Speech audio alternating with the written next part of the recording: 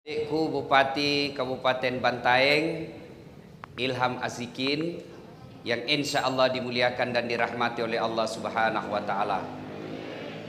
Pak Kapolres, Pak Dandim, Pak Ketua DPR, yang insya Allah dimuliakan dan dirahmati Allah Subhanahu wa Ta'ala. Bagus mi tadi, kacakku lagi. Bilang memang aku kaca. Alhamdulillah, saya perjalanan ya rehat sejenak. Makassar, zona merah.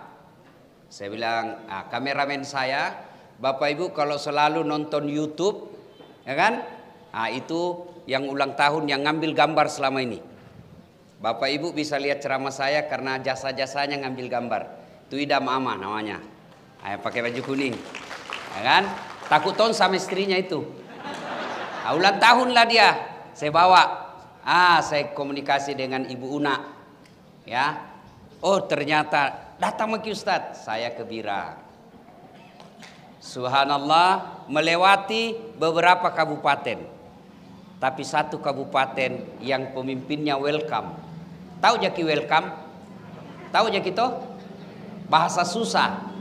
Kira-kira kalau diterjemahkan, dia senang kalau ada orang datang berkunjung ke kabupatennya. Ya kan? Oh, saya agak kecil hati sedikit. Karena ditahu di nomor HP ku, kenapa seniorku na telepon? Ya, ada mak di sampingnya, karena ngapa tuh na enak di telepon. Tuh, Bancik, ada Ustadz, ada. Kasih singgah dulu di Bantaeng. Padahal saya dengar tonji. Alhamdulillah, tidak semua pejabat Pak senang dikunjungi ulama. Tidak semua. Tapi alhamdulillah, meskipun masih muda, menunjukkan kerendahan hati. Ustadz, datang Ki. Ya kan? Ya, mudah-mudahan tepuk tangan tak tulus. Ya, Pak Bupati itu ibarat gula, banyak semut yang senang-senang datang. Ya. Ini maka kita mau ceramah sedikit kali ini karena diundang. Alhamdulillah. Ya. Pertama, seorang guru ditanya muridnya, "Guru, ada dua manusia. Satu, ibadahnya kepada Allah baik. Sholatnya bagus, Senin Kamisnya baik, tadarusnya lancar. Cuma satu kekurangannya, apa? Tidak baik sama orang. Sama tetangganya cuek, sama teman kantornya borok. Yang kedua, orang kedua, ibadahnya kepada Allah pas-pasan ji. Sembahyang bocor-bocor. Hari Jumat paling terlambat datang, paling cepat pulang. Orang khotbah dia tidur. Tapi ada kelebihannya. Apa? Baik kita sama orang. Sombereki. Sama temannya semua orang senang. Tetangganya semua orang suka. Kira-kira dari dua orang ini, mana yang tidak baik? Coba. Gurunya berkata, "Anakku, orang pertama baik." Kok bisa? Kalau dia dapat hidayah, ibadahnya baik, dia dapat hidayah, maka dia bisa memperbaiki hubungannya kepada sesama manusia. Orang kedua juga baik. Meskipun hubungannya kepada Allah tidak terlalu sempurna, tapi kalau dia dapat hidayah, ibadahnya bagus, hubungannya kepada Allah juga sempurna. Lalu muridnya bingung. "Ya guru, orang pertama baik, orang kedua baik. Jadi mana orang yang jelek?" Dia bilang, "Orang jelek, orang ketiga." Siapa orang ketiga? Nah dua jiku cerita. Orang ketiga itu kamu. Siapa? Yang suka cari-cari jeleknya orang. Kate ngaseng nih. 2 minggu sebelum lebaran dihabisi Satpol PP. Polisi setengah. Dimaki-maki, dibully, dihina. Saya bilang alhamdulillah, Allah tunjukkan kebesarannya. Kate ngaseng Satpol PP, habis dosamu karena dicibir. Tidak ada lebih baik itu Satpol PP. Saya Satpol, kenapa mi? Dihinalah mereka. Ingat, orang yang dimaki-maki, orang yang dihina, orang yang dipermalukan, orang yang dibully, apa dia dapat? Kalau dia sabar, maka dosa-dosanya gugur. Siapa yang ambil dosanya? Jo pacalla-calla, penghina, pembuli, kau ambil dosanya satpol. Dan orang yang dihina, orang yang dimaki, orang yang dibully, dipermalukan, banyak pahalanya. Dari mana pahalanya? Dari orang-orang yang membulinya. Jadi kamu yang sudah share-share itu di medsos, gak pako dosa cilaka. Semua. Inilah kekurangan kita sekarang bangsa Indonesia. Kita lebih senang cari kekurangan orang lain. Kita lebih sibuk mencari kelemahan orang lain. Sementara kita punya kejelekan juga jauh lebih besar daripada orang yang kita hina. Maka Nabi berwasiat, beruntung kalian yang terlalu sibuk mencari aib dirinya sehingga tidak punya waktu untuk mencari aib kekurangan orang lain. Kan yang banyak di tengah-tengah kita apa? Pepatah dulu mengatakan, semut seberang lautan tampak olehnya, sementara gajah di pelupuk matanya dia tidak lihat. Kan aneh. Semut jauhnya, nah cini kita wah, ada pak nana lihat. Sementara gajah di depan matanya dia tidak lihat. Ini kan aneh. Inilah sebagian bangsa kita, sibuk mencari aib orang lain, sementara tidak punya kesempatan mengurusi kejelekannya dirinya sendiri. Ayuhibbu ahadukum, sukakah kamu memakan bangkai sesamamu manusia? Mari kita bawa ke situasi COVID. Coba makin lihat sekarang pak. Negara kita lagi memanggil. Ayo kalian bangsa Indonesia, mari bangkit, ambil partisipasi, bantu negaramu dengan kemampuanmu masing-masing. Saya kemarin ke Bira, subhanallah, Allahu Akbar. Lama saya baru ke sana lagi. Saya bilang, hebatnya ini Indonesia pak.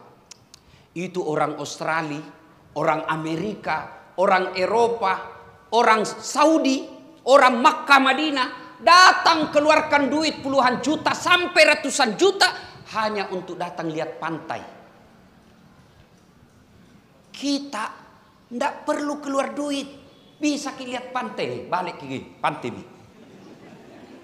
Orang Amerika, Eropa datang mengeluarkan duit ratusan juta hanya mau lihat pantai. Kita orang Indonesia tidak perlu keluar duit banyak-banyak untuk lihat pantai. Kenapa? Allah telah sediakan pantai di Indonesia dari Sabang sampai Merauke. Carikan saya kabupaten di Indonesia yang tidak ada pantainya. Ini enaknya kita punya negeri pak.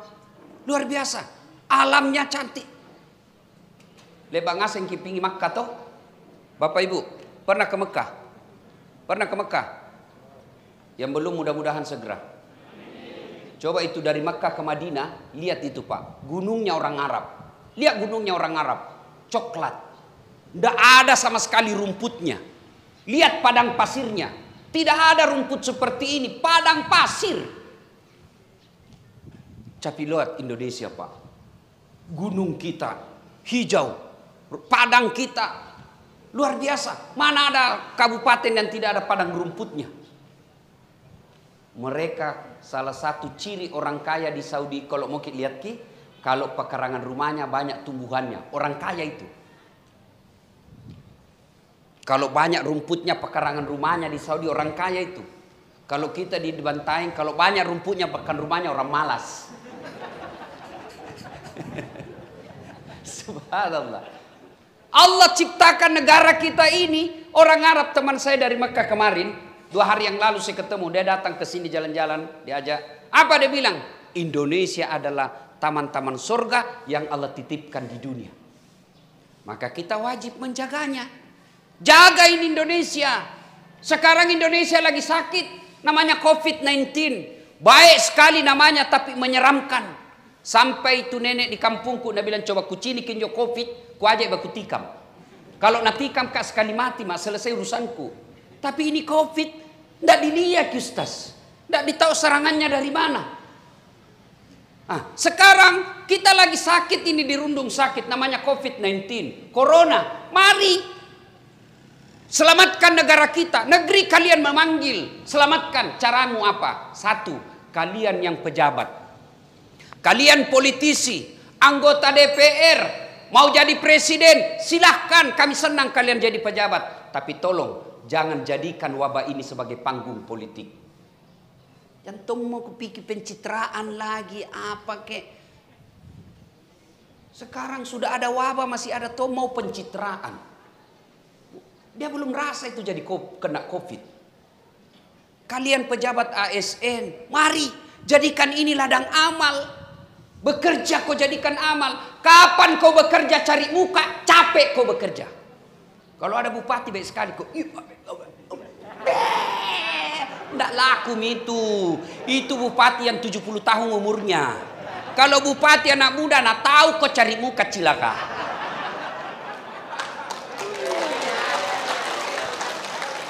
Pak Bupati juga harus tahu kentara itu orang yang penjilat. Kalau dia cari muka kasih tahu, kau kira tidak ada mukaku?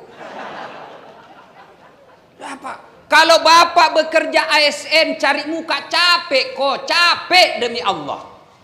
10 nasuruh kau kerja bupati, 9 yang cocok, 1 yang salah, pasti yang 1 nak persoalkan. Dongok memang tongko kau. Padahal 9 itu cocok. 2 tahun kau mengabdi dengan baik, tiba-tiba ada salamu, apa boleh buat? Aturan ASN keluar kau, pasti kau menyesal. Bebas, aku mau 2 tahun. Tapi kalau kau bekerja lillahi ta'ala, mencari ridha Allah, dapat pujian atau tidak dari bupatimu, kau tidak jadi masalah. Kenapa? Saya bukan cari muka sama manusia, saya mencari ridha Allah. Itu orang Islam kalau sholat kau selalu bilang begini, inna sholati wa nusuki wa mahyaya wa mamati lillahi rabbil alamin. Semata-mata karena Allah. Maka saudaraku ASN yang ada hadir di tempat ini, luruskan niatmu bekerja. Kalau kau bekerja menjadi tenaga kesehatan, menjadi petugas gugus COVID, kalau kau kena COVID karena mau menyelamatkan 1 jiwa manusia, demi Allah Al-Quran menginformasikanmu, kau selamatkan 1 jiwa manusia, sama kau selamatkan seluruh penduduk dunia. Tapi kalau kau kejar bonus, kejar honor, apa cetong? Berapa bonusnya? Kena kau COVID, mati kok, bukan mati syahid. Kenapa? Kau bukan cari ridha Allah. Maka luruskan niat. Bapak-bapak, kalau lurus niat enak bekerja. Kalau baik niat tidak ada masalah dengan tantangan. Saya kasih contoh pentingnya pelihara niat ini bekerja. Coba, ada 2 orang santri. Selesailah diajar sama gurunya. Semua ilmu dari gurunya sudah dikasih. Lalu gurunya berkata, nak, lebak ngasih mau kukusaren ilmuku. Turun mako dengan ilmuku kau hidup. Turunlah 2 santri ini. 1 jadi pedagang, 1 jadi tukang kebun. Yang jadi tukang kebun sukses menanam ubi. Dia ingat gurunya. Saya bisa sukses seperti ini. Karena apa? Karena ilmu dari guruku. Maka diambil ubinya yang paling baik, dia masukkan dalam karung, dia pikul itu ubi, naik ke gurunya. Assalamualaikum guru. Waalaikumsalam warahmatullahi. Mana kabarmu nak? Guru, alhamdulillah setelah keluar dari pondok ini saya jadi petani ubi. Ini ada ubi kubawakan ki. Mudah-mudahan kita bisa nikmati dengan baik. Nah bilang guru ini baik memang ton si Pak Muna. Bawa masuk ke dalam ibumu. Dia bawalah ke istrinya nih Pak Guru.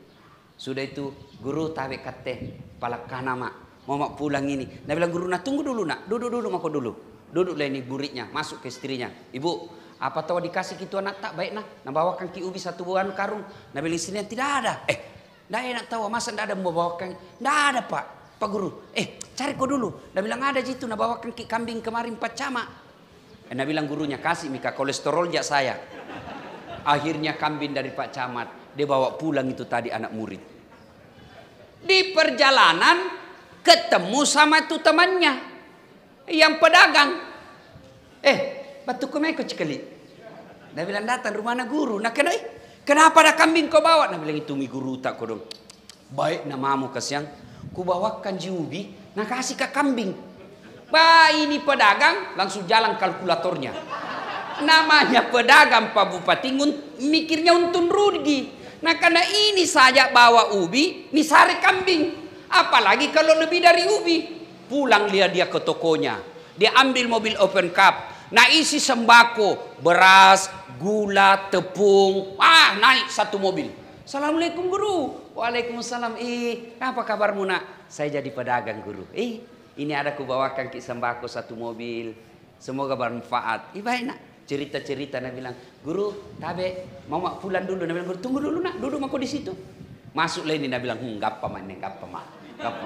Nak bilang, ibu, apa dikasih tahu itu murid tak? Nak bawakan kau 1 mobil sembako. Nak bilang, tidak ada. Masa pulang kosong ini? Tidak ada, kecuali itu ada ubi nak bawa teman nak kemari. Sudah mi, kasih saja itu ubi daripada kosong iko dong. Akhirnya pulang bawa ubi. Kemarin pergi temannya bawa apa? Ubi. Pulang bawa kambing. Hari ini temannya datang itu pedagang, pergi bawa sembako. Pulang bawa ubi. Ubinya lagi temannya. Ketemu temannya dalam hatinya, nah ubi kuji itu apa? Begini juga kita ASN. Sama kerja tak, sama waktunya, sama kita punya baju. Demi Allah, ada yang pulang bawa ubi, tapi mudah-mudahan lebih banyak yang pulang bawa kambing. Luruskan niat. Luruskan niat. Maka ASN negeri memanggil kalian. Negeri memanggil kalian. Ketika Anda ditugaskan gugus Covid, ketika Anda ditugaskan untuk menerapkan ketertiban, maka lakukan. Bukan karena taat kepada bupatimu, tapi kau ingin mengabdi kepada sesama manusia lillahi ta'ala, semata-mata karena Allah. Anggota DPR, mengabdilah. Di sini ada ketuanya. Bagaimana kalau negara memanggil kita? Carilah jalan keluar, bikin perda yang bisa membuat masyarakat ini betul-betul bisa terhindar dari Covid. Suara, karena anggota DPR itu haknya hak bicara banyak. Kurang lebih sama ustaz. Kalau ustaz hak bicaranya juga banyak. Tapi kelebihannya anggota DPR, dia bisa bikin perda. Kalau ustaz tidak bisa bikin perda, hanya bisa membantu anggota DPR sosialisasikan itu perda. Maka begitu ada perda, undang tongko itu ustaz. Untuk apa? Sosialisasi. Tapi tolong juga anggota DPR, sebelum kau bikin perda, undang tong itu ustaz bermusyawarah. Berikan masukan, kasih, ustaz ada ini begini. Apa masukanmu? Jangan nanti tertumbuk kepalamu, baru kau undang tokoh agama sebagai pemadam kebakaran. Pret. Tak bagus juga itu. Bapak punya ramperda, ajak tokoh agama, bukan cuma tokoh agama Islam, ajak Nasrani, ada Buddha, tokoh-tokoh agama, orang tidak beragama sekalipun ajak, karena dia punya hak hidup bernegara. Nah sudah, ini ada rencana ini bagaimana pendapat ulama, bagaimana pendapat pendeta.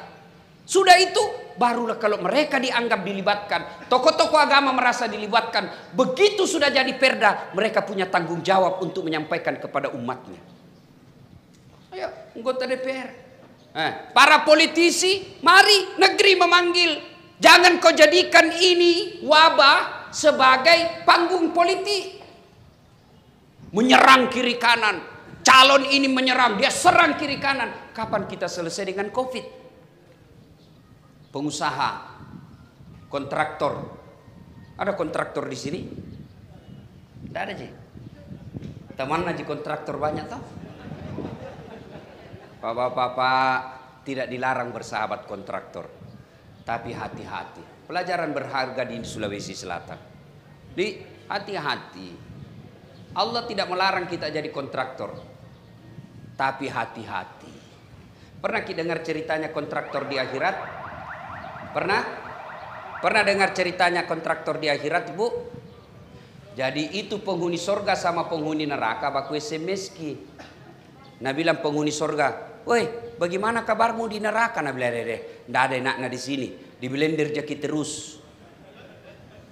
Nah bilang penghuni sorga penghuni neraka, kau ya? Deh enaknya ini di sorga, baru dibayangkan ada di depan tak, 1 laki-laki 7 bidadari. Nah bilang penghuni neraka, boleh kami jalan-jalan ke situ? Nah bilang boleh Ji, sini mako. Bagaimana caranya? Penghuni neraka kan kreatif ki Pak. Nah bilang gampang, kami dari neraka bikin jembatan, kamu juga dari sorga bikin jembatan, ketemu ki di tengah nah, setuju? Setuju, lelang proyek. Keluar pemenang tender, waktu pekerjaan 3 hari. Weh, hari pertama jembatan dari neraka selesai 50%. Hari ketiga tuntas 70%. Selesai semua. tepat guna dan efisien. Jembatan dari neraka sudah sampai di tengah. Dia lihat-lihat dari surga, kenapa belum dimulai jembatan dari surga ini dimulai? Nah, kita sudah sampai, teriaklah ini dari neraka. Woi Cika, bos, kenapa belum mulai proyekmu? Kami ini sudah sampai di tengah. Seperti perjanjian kon di sini. Kau kenapa belum mulai? Apa Nabi bilang dari surga? Bagaimana mau dimulai proyek? Kontraktor, pengawas, panitia, juru bayar, ada semua di situ. Di sini penghafal Quran ji, salah rekeng ji. Memakai lagi anggota DPR. Sebenarnya berarti tidak ada DPR di anu Ustaz. Di neraka me. Pernah tuh kita dengar cerita anggota DPR di akhirat? Pernah dengar cerita anggota DPR di akhirat? Tuh, masuklah ini penghafal Quran. Masuk dia di surga. Dia lihat kenapa banyak anggota dewan di surga. Nah banyak dijakkalak gara-gara OTT. Dia pergi protes sama penjaga surga. Malaikat, kenapa banyak diisi anggota dewan dalam surga? Nah banyak itu korupsi. Nah bilang malaikat, jangan ribu, reses jini. Sebentar lagi dia balik.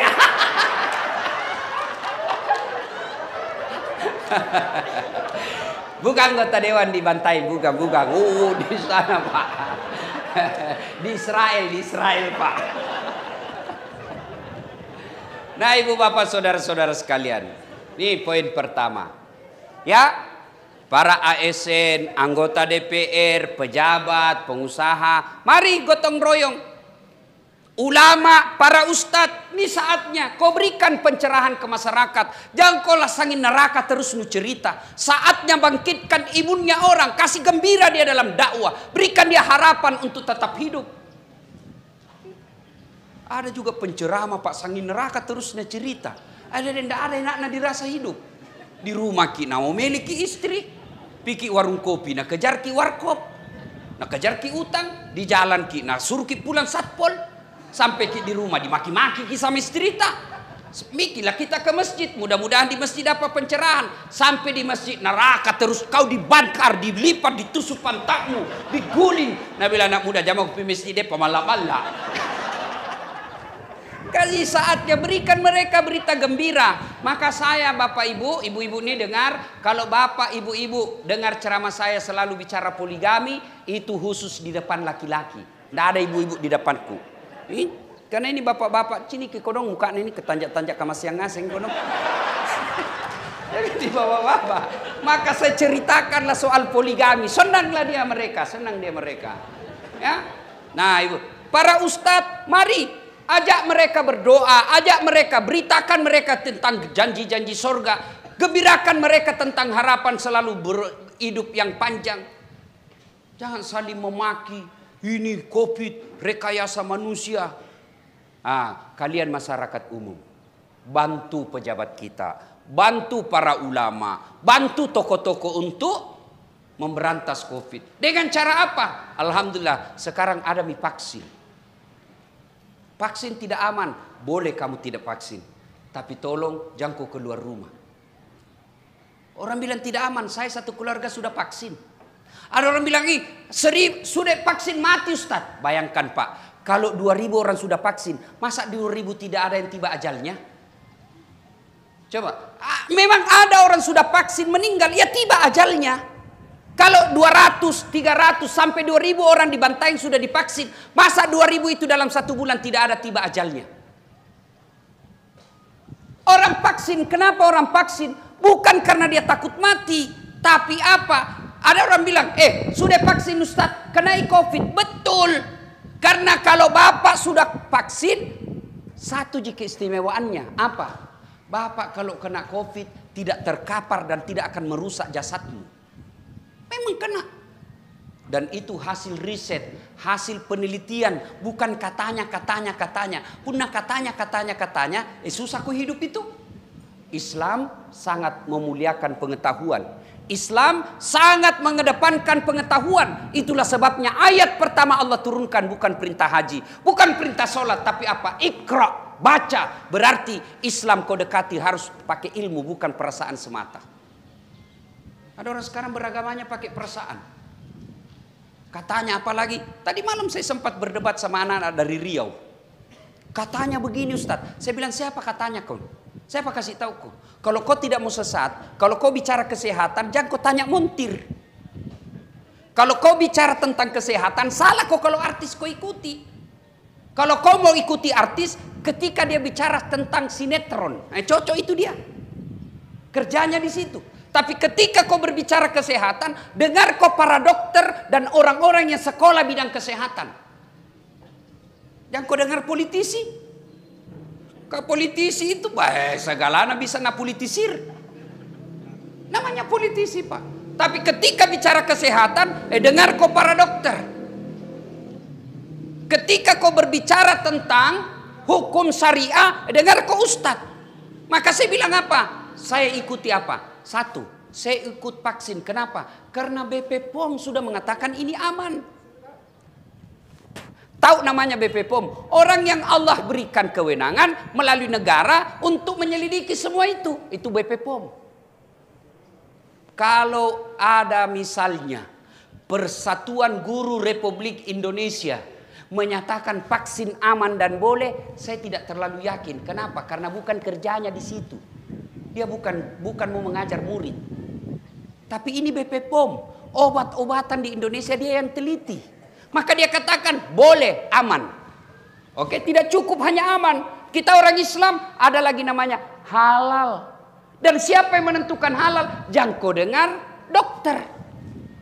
Kenapa? Bukan kerjanya di situ. Kalau bicara halal, agama. Dan mewakili agama kita di Indonesia, ada sebuah institusi, ada sebuah lembaga namanya Majelis Ulama Indonesia. Namanya majelis, bukan dasat di situ. Namanya majelis, kumpulan orang-orang yang khusus belajar agama di situ. Majelis itu ada ahli tafsirnya, ada tafsir hadisnya, tafsir Qur'annya, ahli filsafatnya, ahli tasawufnya, ahli sejarah Islamnya, ahli psikologi, ada semua di situ berkumpul. Mereka bermusyawarah lalu mengumpulkan fatwa bahwa vaksin halal. Ada lagi bilang, ada ulama bilang ada vaksin yang haram. Betul, ada yang terakhir. Apa? Meskipun haram dalam syariat Islam, kalau dia menyangkut kemaslahatan umat, sesuatu yang halal bisa kok haram, sesuatu yang haram bisa kok konsumsi kalau memang mengancam jiwamu. Dan kita sudah tahu ini dari kecil. Babi boleh dimakan meskipun haram ketika kau di tengah hutan. Kalau kau tidak makan mati kok, boleh kau makan itu.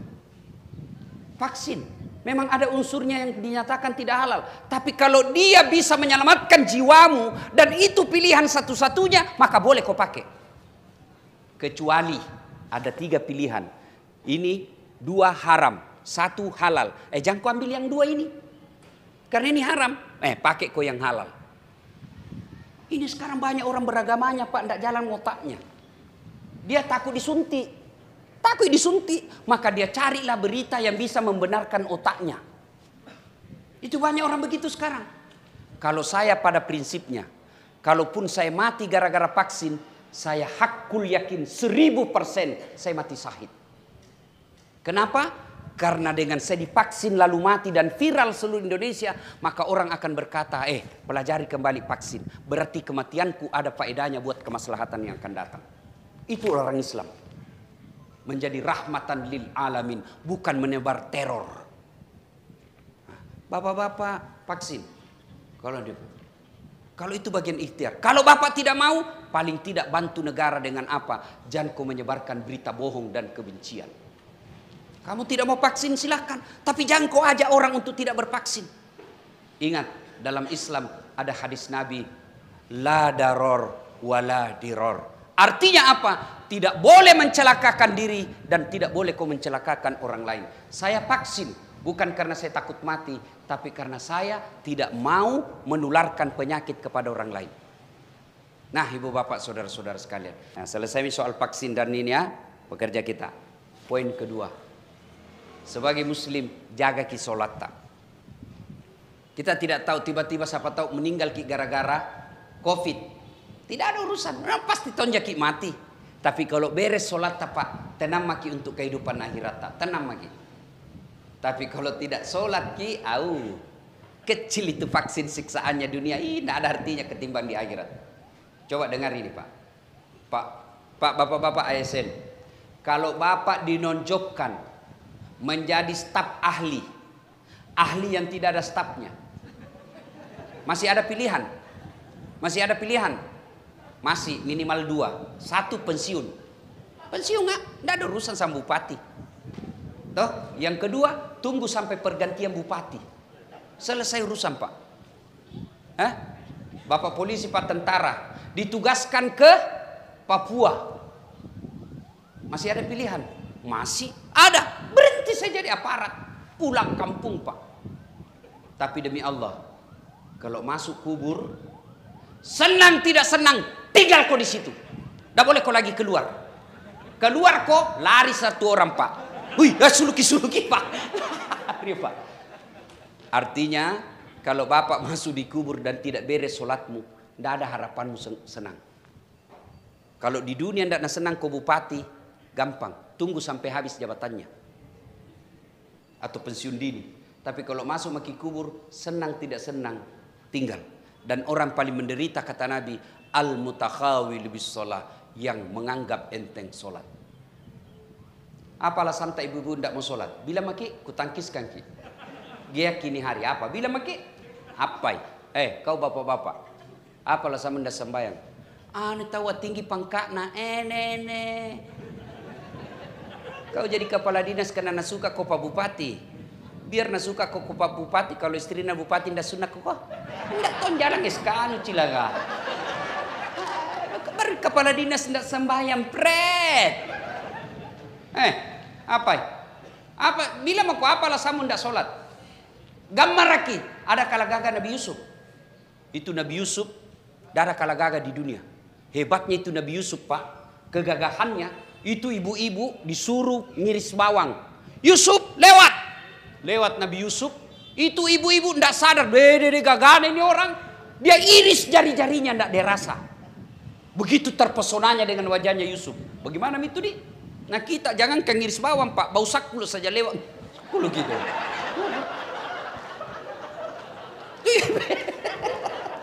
Hebat nih gagahnya itu Nabi Yusuf di. Tapi tetap beribadah. Sakit kau Ustaz. Ada kala sakit itu Nabi Ayub. Itu Nabi Ayub seluruh anggota tubuhnya dimakan ulat. Menurut ahli kedokteran, terutama penyakit kulit, tidak ada yang pernah kalah sakitnya itu Nabi Ayub. Apa boleh berhenti sholat? Tidak, tetap sholat. Kita baru influenza, tidak sembahyang mungkin.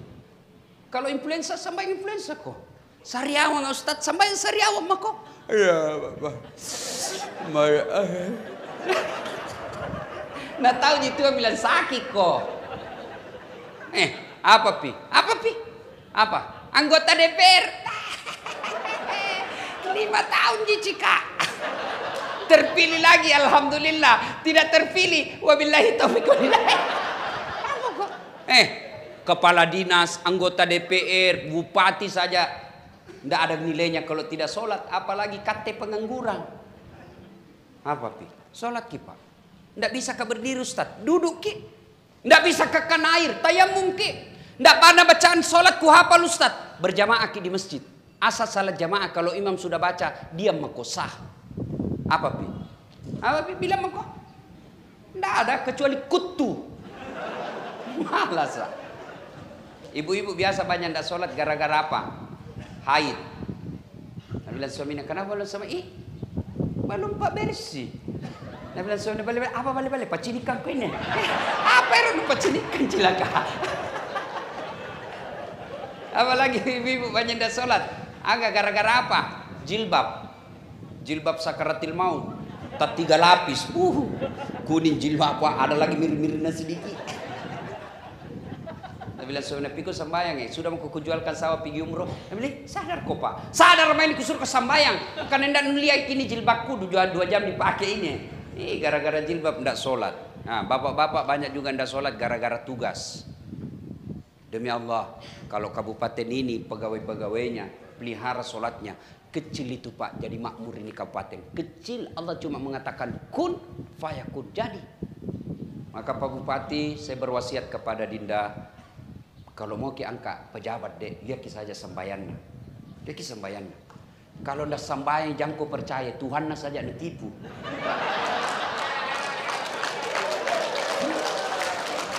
Betul ini deh, itu aja peganganmu, itu aja peganganmu. Tapi caranya sebelum dia suruh memang anggota lihat bagaimana sembahyangnya, bagaimana sembahyangnya. Ada namanya tim investigasi. Jangan ditanya sembahyangnya kau pasti, oh iya Pak